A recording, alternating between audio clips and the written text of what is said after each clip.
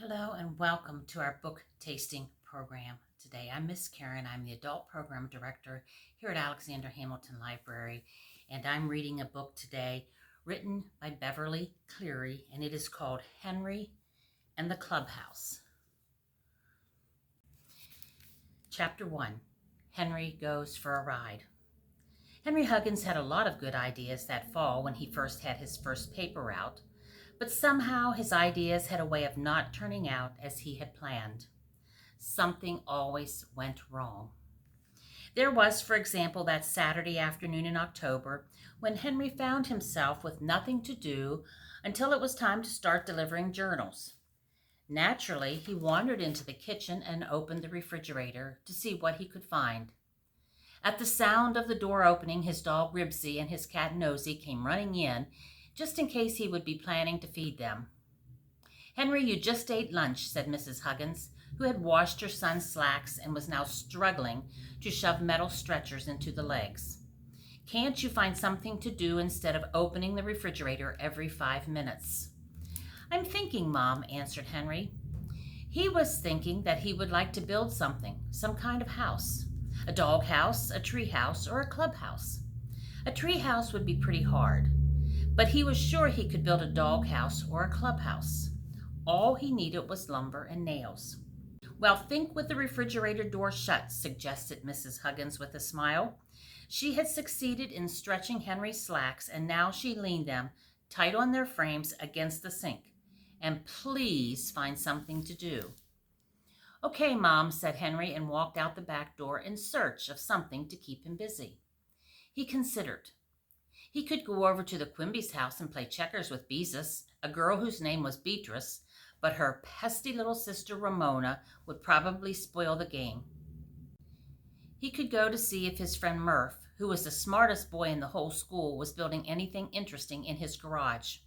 Or he could try to sell subscriptions to the journal.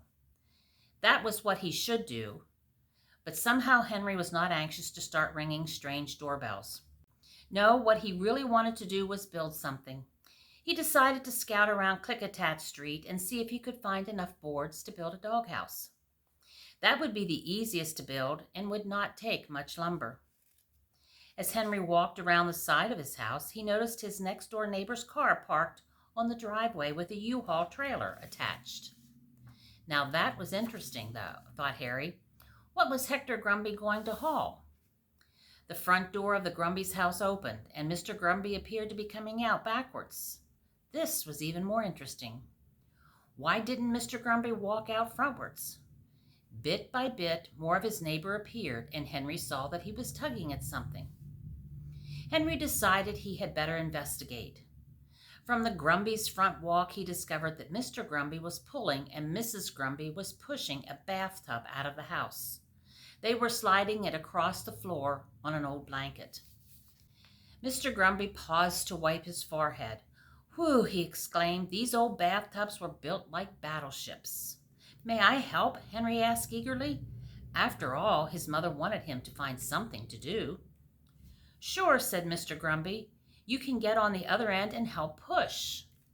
Henry ran up the steps, and because the bathtub was blocking the door, he climbed into it, out the other side, and joined Mrs. Grumby in pushing. Henry was secretly wondering, but was too polite to ask, if the Grumbys were planning to give up bathing. Instead, he inquired, "What are you going to do with it?" "Take it to the dump," answered Mr. Grumby, "unless you would like to have it.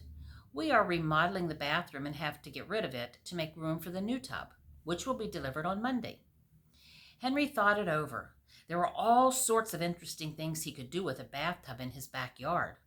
Wash his dog Ribsy in it, cool off in it himself on a hot day, bob for apples at Halloween, build a clubhouse around it if he had that much lumber. All sorts of things. A bathtub in the yard would be much more fun than a tub in the bathroom. But Henry was sure his mother would not feel the same way about it. "No, thank you, Mr. Grumby," Henry said with regret, and then he had a better idea.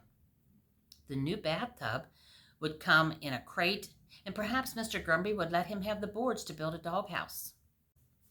By that time, several neighbors had come over to the Grumbys to watch. Even Ribsy had taken an interest and had come down from the Huggins doormat where he had been napping. Mr. Grumby tied a rope around the tub, and with the help of Henry and the bystanders who hung onto the rope, eased the tub bump, bump, bump down the front steps, slid it across the lawn, and then boosted it onto the trailer where Mr. Grumby tied it securely. "Want to go for a ride to the dump?" Mr. Grumby asked Harry. The dump! Immediately, Henry pictured a fascinating jumble of old bathtubs, wash machines, tires, and baby buggies. There was no telling what he might find at the dump. There might even be some old boards he could bring home.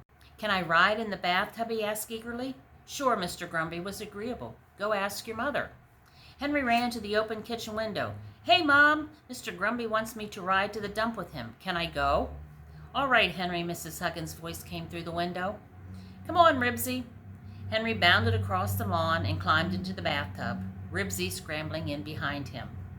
"All set?" asked Mr. Grumby, opening the door of his car. "All set," answered Henry, and Mr. Grumby maneuvered the car and trailer down the driveway and onto the street. Riding in the bathtub, which of course had no springs or upholstery, was bumpy. But Henry did not care. No one else in the neighborhood had ever gone for a ride in a bathtub. He shouted and waved to his friends Scooter and Robert, who were playing catch on the sidewalk. They stared after him in surprise. Ribsy put his paws on the edge of the tub and barked. When Mr. Grumby stopped at the first stop sign, Henry saw his friend Beezus and her little sister Ramona, who had a lot of string stuck to her chin with Scotch tape. Henry guessed she was trying to copy one of the many disguises of Sheriff Bud on television. Ramona never missed the Sheriff Bud program. "Hi," called Henry.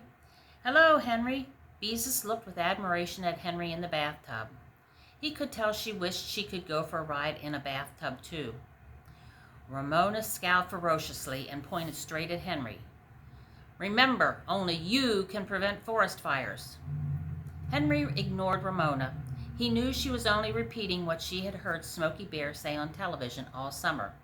"So long," he called to Beezus as Mr. Grumby drove on. Ribsy, tired of barking over the edge of the tub, curled up and tried to go to sleep. But whenever the trailer went over a bump, he lifted his head and looked annoyed. In the bathtub, little bumps felt like big bumps. They rumbled and bumped down Klickitat Street to a main thoroughfare, and then Henry had an idea. He was the President of the United States riding in a parade. He sat up straight in the bathtub, nodding and waving and doffing an imaginary hat. Mr. Grumby's car became a column of tanks preceding him down the avenue, and one airplane in the sky became a formation of fighter planes overhead. Henry could practically hear the cheers of the throngs crowded along the curbs to watch his journey to the White House.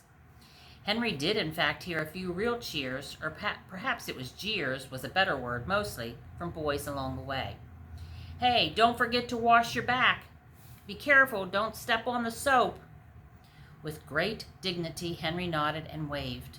A great man on his way to the White House could afford to ignore such people, especially when he was surrounded by Secret Service men. Henry was having too much fun to act dignified very long. He saw several boys standing in front of a bicycle shop and could not resist waving and shouting, "Hats off, the flag is passing by." "Boo!" yelled the boys. "Boo, boo!" They held their noses and waved Henry on down the street. Ribsy scrambled to his feet and barked over the edge of the tub. Henry, who was the kind of man who would take his dog to the White House, folded his arms and grinned in a superior manner because he was riding in the bathtub and the boys were standing on the sidewalk. The afternoon had turned out better than he had expected, and he still had the dump to look forward to. And I believe we'll stop right there. Why don't you come into the library, check out the book by Beverly Cleary, Henry and the Clubhouse, and you can see how it finished up and how going to the dump went. Did he get his doghouse built, or maybe he found wood for a clubhouse? We don't know unless we finish the book. So keep reading, my friends, and we'll see you again next week for book tasting.